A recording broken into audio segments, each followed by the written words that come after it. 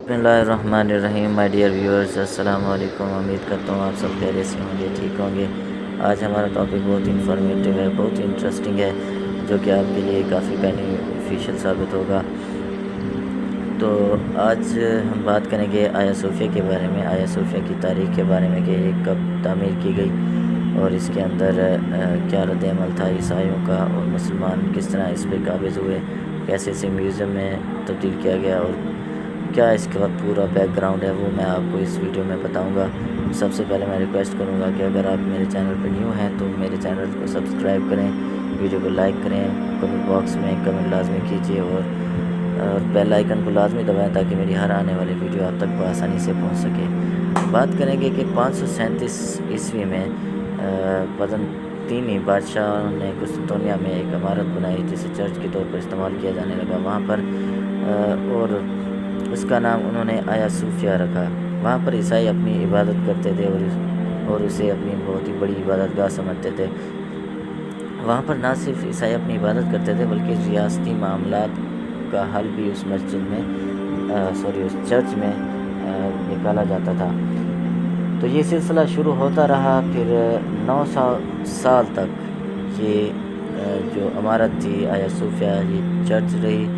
اور عیسائیوں کے قبضے میں رہی، اور پھر 1453 میں سلطان محمد فاتح نے اسے فتح کیا، قسطنطنیہ کو فتح کیا، اور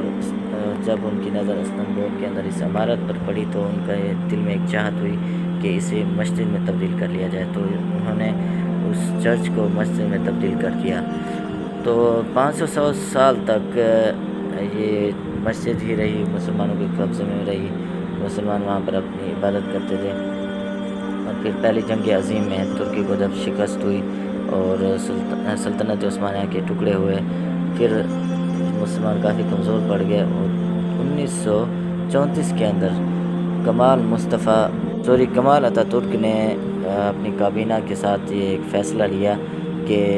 سیکولرزم کی بنیاد پر اس کو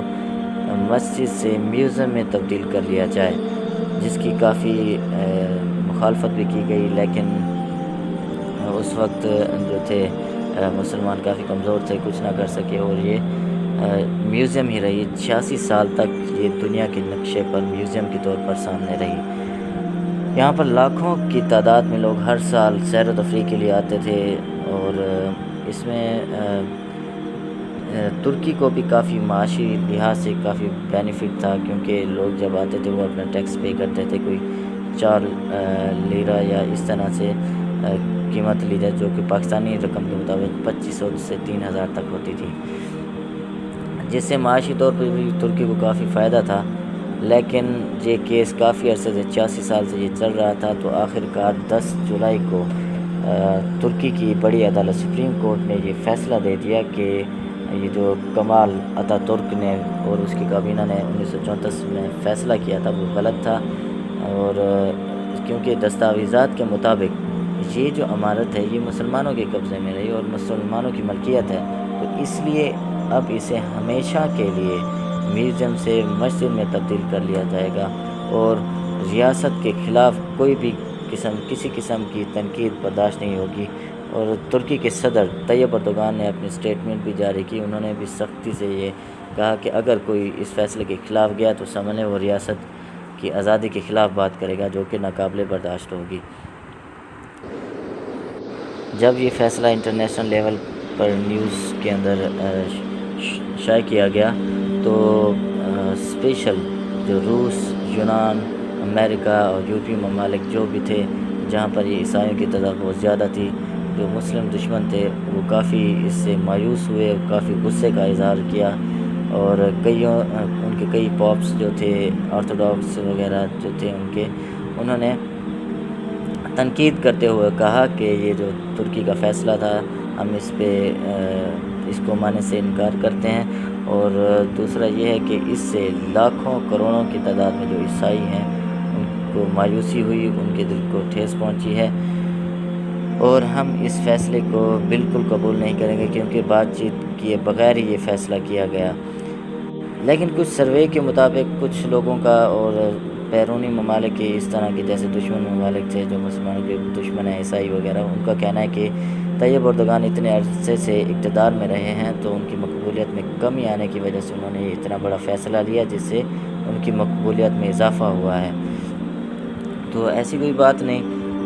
اللہ نے اس بندے کو ایمان دیا، ایمان کی طاقت دی ہے، اس نے اپنے ایمانی طاقت کے ذریعے سے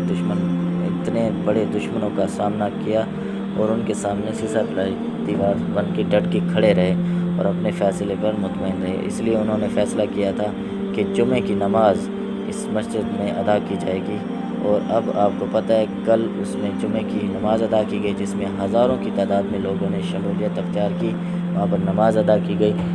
1000 بندہ جو تھا وہ مسجد کے اندر تھا، سیکیورٹی کی وجہ سے جسٹ 1000 بندے کو اجازت ہوئی کیونکہ SOPs پہ بھی عمل کرنا تھا کرونا وائرس سے بچاؤ کے لیے۔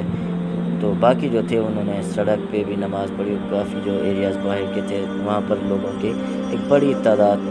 تھی اور ایک بڑا مجموعہ تھا مسلمانوں کا۔ تو اس پر پوری دنیا کے مسلمان اس فیصلے پر بہت ہی خوش ہیں، بہت ہی مطمئن ہیں اور اپنے اطمینان کا اظہار کر رہے ہیں۔ اور دوسرا ترکی عوام تو کافی زیادہ ہی خوش ہے کیونکہ ان کے لیے طیب اردگان اب ایک فخر کا باعث ہیں، اور میں سمجھتا ہوں کہ پوری اسلامی ریاست کے لیے ایک فخر کا باعث ہیں۔ ایسے حکمران اللہ تعالیٰ ہر اسلامی ملک کو دے۔ اور میں اس کے ساتھ ہی آپ سے اجازت دوں گا اور آپ سے ایک ریکویسٹ کروں گا کہ آپ کی کوئی بھی آئیڈیاز ہوں، کوئی بھی آپ کی رائے ہو کہ آیا کہ یہ فیصلہ ٹھیک ہوا، یا جو مطلب کہ یورپی ممالک